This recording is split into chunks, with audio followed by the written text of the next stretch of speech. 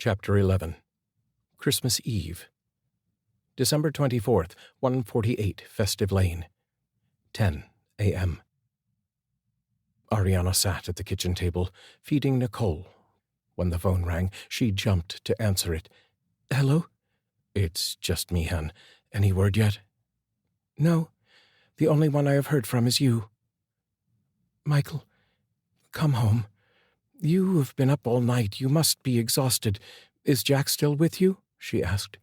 "Yes, we are at a donut shop having some coffee. He flagged me down on Wacker Street about 3 hours ago. We've been meeting every hour since." "Come home, Michael. All we can do now is wait," she said in a sleepy, groggy voice. "Have you slept at all, honey?" "No. Wanda has been here all night as well. She called the morgue and... Thank God, David or anyone else close to David's description had not been found."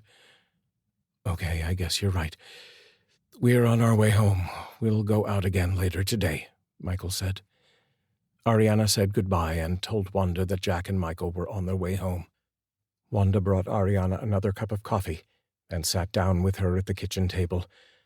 "This has been one hell of a year for you, hasn't it?" she asked. Arianna smiled and replied, "Oh, gee, let's see. First we buy a house for next to nothing and almost lose it. I start to hemorrhage when we are moving and almost lose my baby. Then this kind old lady leaves us all this money so we can keep the house. Then we fix up this house to where it's almost as good as new. And then I lose my son. This roller coaster of win and lose is starting to drive me crazy. I just hope I have one winning hand left." "You have more than one winning hand left, Arianna. You are a real person. You never give up, and you are very optimistic.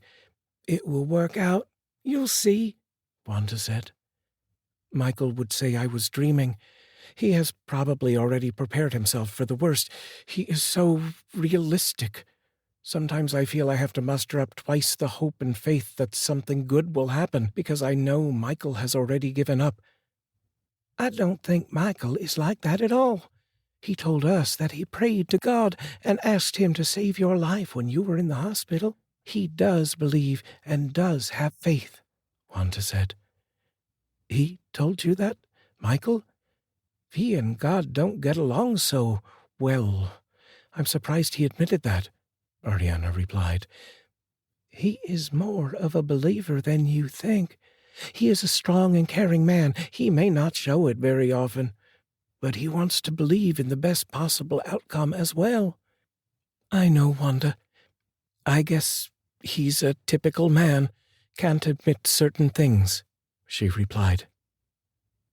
11:30 a.m. later that day.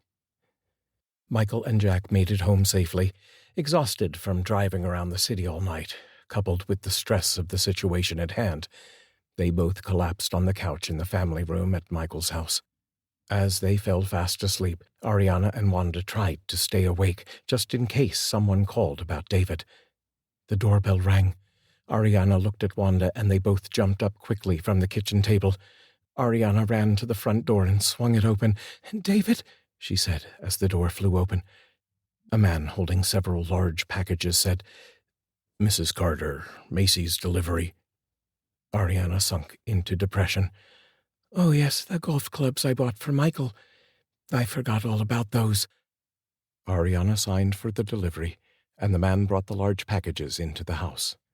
The boxes were gift-wrapped with beautiful gold foil paper and bows. "I didn't ask to have these gifts wrapped," she said. "It's on the house, Mrs. Carter, as is the delivery charge. The entire store is still looking for your son. We are all very concerned for you. I hope the little guy shows up soon. We will contact you directly if we hear anything," the man replied. "Well, thank you. We hope he shows up soon as well." Arianna started to close the door as he drove away, but noticed a red cardinal sitting on the snow-covered tree across the street. The song the cardinal sang seemed to be a happy one, and brought a momentary smile to Arianna's face. She stepped back away from the door and securely closed it. "Golf clubs for Michael, hon?" asked Wanda. Yes, I thought he would take them to Florida. How ironic this all is. This was supposed to be a time for Michael to finally relax and catch up on some sleep. Instead, he is the most stressed out he could be and has barely slept at all. Speaking of sleep, how about we turn in? I'm a light sleeper. I'll hear the phone or the doorbell should they ring. Nicole's crying has made me a pretty light sleeper myself. I just don't know if I can sleep right now. I am so on edge. But lying down and relaxing couldn't hurt, replied Arianna. They walked into the family room where Michael and Jack were sleeping on the couch. Arianna laid Nicole in her playpen as Wanda took a seat on the love seat. Arianna joined Wanda as she kicked off her shoes and placed her feet up on the coffee table. Soon, due to total exhaustion, they too fell fast asleep. Christmas Eve, 5:50 p.m., 148 Festive Lane. As Arianna dreamed of David coming to the front door, she was awakened by the ringing of the phone. Her heart raced as she ran to the kitchen to answer it. Michael, Jack, and Wanda were still in a deep sleep. "Hello?" she said as she picked up the receiver. "Mrs. Carter?" asked the man on the other end of the phone. "Yes," Arianna replied as her heart pounded. "This is Detective Simmons of the Chicago Police Department. I am afraid I may have some bad news for you," he said. "Yes, what is it?" asked Arianna in a state of shock. "I'm afraid we just received a call from the morgue in response to an APB we issued on your son's description. They just pulled a body out of Lake Michigan that fits the description of your child." "Yes?" Arianna asked. "Well, Mrs. Carter, we need you or your husband to come down to the morgue to identify the body. Now, please keep in mind that this may not be your son. There are currently 3 APBs out for boys approximately 10 to 13 years of age, and all of them are about the same physical size. This very well may not be your son. We just need to have you come down to rule it out as a possibility," he said. "What about the other parents of the other boys? Have they been there yet? Have they looked at the body and said it was not their son?" "No, Mrs. Carter. We are having a problem getting in touch with the parents of the other missing boys. In one case, their boy has been missing for several weeks. It is Christmas Eve. They may be traveling or out for the evening." "Yeah, they are probably in church praying like we should have been instead of sleeping on the damn couch," Arianna said in an angry tone. "Can you please come down to the morgue as soon as possible, Mrs. Carter?" "Yes. My husband and I will be down within the hour." "Thank you, Mrs. Carter.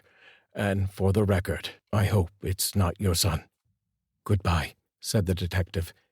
Arianna hung up the phone, collapsed to the floor, and started to cry hysterically. Her weeping woke Michael and Wanda.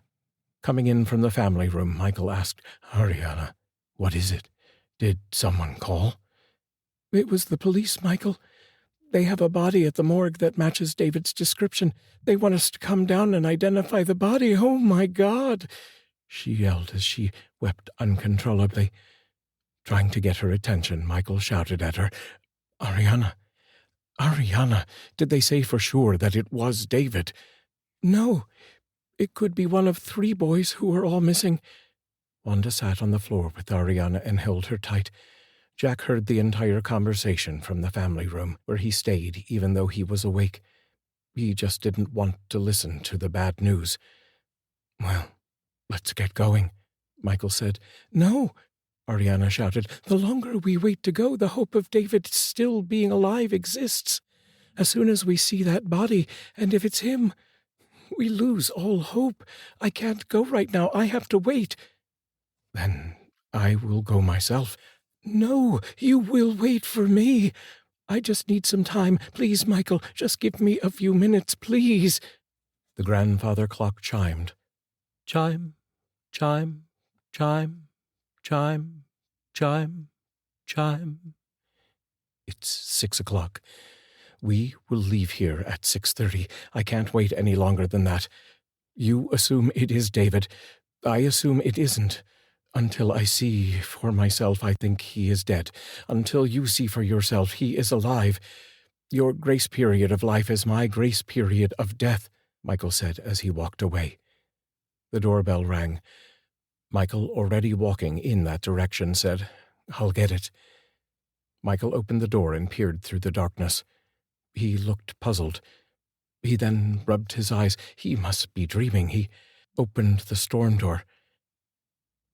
"I think I have something that belongs to this house, Michael," a woman said. From behind her, a head poked out and said, "Hi, Dad." "David," Michael yelled. Then he continued in disbelief as he looked at the woman again and asked, "Martha?"